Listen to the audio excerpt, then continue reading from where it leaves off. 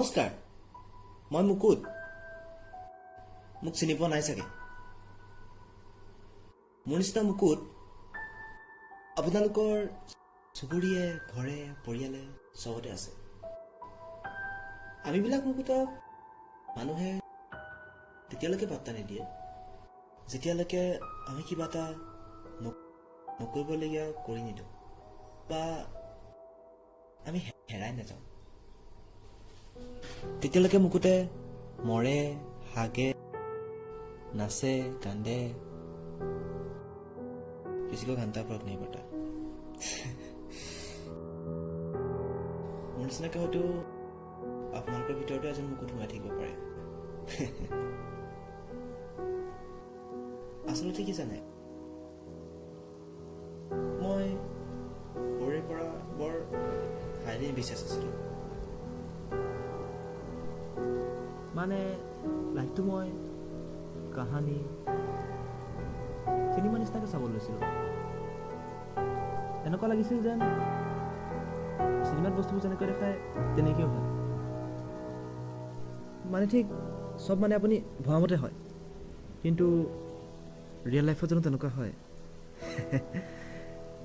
Realise কৰোঁতে কৰোঁতে আপোনাৰ লাইফৰ ডেড এণ্ড আহি যায়।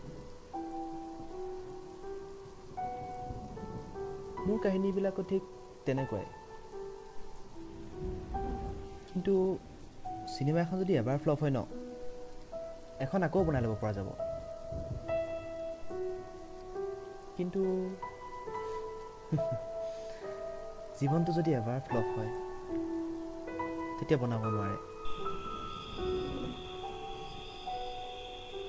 মই যেতিয়া গম পাইছিলোঁ যে মোৰ লাইফটো মই ভবামতে নহ'ব, তেতিয়া মই বহুত ভাগি পৰিছিলোঁ আচলতে। যিখিনি সপোন দেখিছিলোঁ সেইখিনি যেতিয়া পূৰণ নহ'ব বুলি গম পাইছিলোঁ, তেতিয়া মোৰ জীয়াই থকাৰ যিটো মন আছিল সেইটো নাইকিয়া হৈ গৈছিলে। মৰি যাবলৈ মন গৈছিলে মোৰ। কিন্তু সঁচা কথা ক'বলৈ গ'লে ইমান দমতো নাছিলে। কিন্তু যেতিয়া মানুহবিলাকে মোক হিউমিলেট কৰিছিলে যে তই লাইফত কি ফালিলি, ইমান পঢ়িলি, ইমান শুনিলি, কি ফালিলি, তেতিয়া মই বহুত ফ্ৰাষ্ট্ৰেটেড হৈ গৈছিলোঁ। এই যে কিবা কয় ডিপ্ৰেশ্যনত যোৱা, ময়ো গৈছিলোঁ। আৰু মানুহবোৰে যেতিয়া মোক ভাল কথা এটা ক'লে ন, কথাটো মোৰ বহুত বেয়াকৈ গাত লাগিছিলে। লাগিলে তেওঁলোকে মোৰ ভালটোৱে কওক, কিন্তু যিদৰে কুৰুক্ষেত্ৰ যুদ্ধত ৰাস্তা হেৰাই যোৱা অৰ্জুনক পদে পদে সহায় কৰিবলৈ ভগৱান শ্ৰীকৃষ্ণ আছিল, মোৰ লগত মোৰ বেষ্ট ফ্ৰেণ্ড আছে। ই আকৌ শ্ৰীকৃষ্ণ নহয়, ই তিতা কেৰেলা। মোৰ বাহিৰে বেলেগে ক'ব নোৱাৰে, আপুনি ক'লে থ'ব আপোনাক। কি যে নহয়। অঁ, শুই আছে। মই শুইছিলোঁ যে, ভাত পানী নাখায়, কিন্তু নাখায় যদিও ফাৰ্ষ্ট ক্লাছ একদম, মাচুল টাইট একদম। ইয়াৰ ইমিউনিটিৰ লগত আপুনি পাত্তা নাপায়।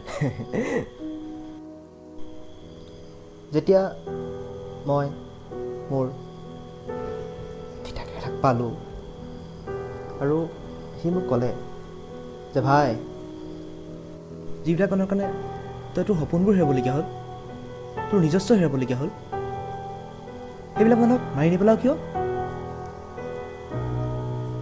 সিহঁতৰ সৈতে ফাইট কৰি কিয় থাকিব নোৱাৰো? সিহঁতৰ পৰা উঠা বহা কিয় কৰ? কিয় কৰ? তেতিয়াতো মোৰ ওচৰত উত্তৰ দিবলৈ একোৱে নাথাকে। সি ক'লে, তই যদি লাগিবই নোৱাৰ, তই মৰি নাযাওঁ কিয়? মই ক'লো, থেত, নিজককৈ মই কিয় মাৰিম? সেইটো মই কেতিয়াবাই এপ্লাই কৰি থৈছোঁ, আৰু নিজকতো মই মাৰিব নোৱাৰিলোঁ। তেতিয়া সি ক'লে, মই জানো তই নিজক মাৰিব নোৱাৰ, তোৰ চকুকেইটাত লিখা আছে তই কিমান ভয়াতুৰ। একদম জেগাত দিল এইটো কথা। তেতিয়া মই সুধিলোঁ তাক, কি কৰিব লাগিব ক? ক'লে মাৰি পেলা খালাছ কৰি দে থেত মই ক'লো এনেকৈ ইমান সৰু ভুলৰ কাৰণে মই মানুহ মাৰি পেলামনে সি মোক ক'লে তোৰ জীৱনৰ অৰ্থটো ইমান সৰুনে যিহেতু যোনে মন যায় তোনে আহি মাৰি থৈ যাব আৰু তই বিন্দাছ যাবলৈ দিবি ই বাৰু কথাটো মিছা কোৱা নাছিল মই ক'লোঁ ঠিক আছে সি কোৱাৰ দৰে মই মোৰ জীৱনত হেঙাৰ হোৱা বস্তুবিলাক মই আঁতৰাই গ'লোঁ মানে প্ৰত্যেকজন মানুহ যিকেইজন মানুহে মোক হিউমিলেট কৰিছিলে মোৰ ভাল কামবোৰ মোৰ বেয়া কামবোৰত বাধা প্ৰদান কৰিছিলে তেনেকুৱা কোনোজনকে মই নেৰিলোঁ এনেও আমাৰ সমাজত নিয়ম এটা আছেই যেতিয়া কিবা নতুন এটা কৰিবলৈ যোৱা হয় তেতিয়া মানুহে বৰ বেয়া পায় ক'ব যে মুকুট পাগল হ'ল তাৰ মূৰত মাল নাই মোৰ মূৰত নাথাকিলেও তিতাকেলাৰ মূৰতটো আছে আৰু ই যি কৰিবলৈ কয় মই তাকেই কৰোঁ কিন্তু পিছত গম পালোঁ যে কোনোবাই মোৰ ওপৰত কেছ দিছে কেছ মানে পুলিচ কেছ মামা পুলিচে মোক ধৰি আনিলে কি হ'ব মইতো ক্ৰাইম কৰাই নাই মোৰ ক্ৰাইম কোনে কৰিছে তিতা কেৰেলাই কৰিছে মই তেনেকুৱা নাছিলোঁ মোক সাহসী কোনে বনাইছে তিতা কেৰেলাই বনাইছে আজি মই নিজে নিজক চাব পাৰোঁ আইনাত কাৰ কাৰণে পাৰোঁ তিতা কেৰেলাৰ কাৰণে ইমান এটা লাক্সাৰিয়াছ লাইফ ইয়াত কোনে দিছে তিতা কেৰেলাই দিছে হয় মাজে মাজে কাৰেণ্টৰ চকটো খাওঁ কিন্তু সেই বুলি নহয় যে মোৰ বাহিৰৰ পৃথিৱীখন ইয়াতকৈ বহুত ভাল আছিলে তাত থকাতকৈ মই ইয়াত বিন্দাছ আছোঁ ফাৰ্ষ্ট ক্লাছ আছোঁ আৰু মাজে মাজে কেতিয়াবা ফিল হয় যে মই সঁচাকৈ পাগল নেকি মতলব নাই না খাবলৈ পাইছোঁ শুবলৈ পাইছোঁ আৰু কি লাগে গতিকে আপোনালোকো শুই থাকক লোকক হিউমিলেট কৰিবলৈ এৰি দিয়ক নহ'লে মোৰ লগত তিতা কেৰেলা আছে খালাছ কৰি দিম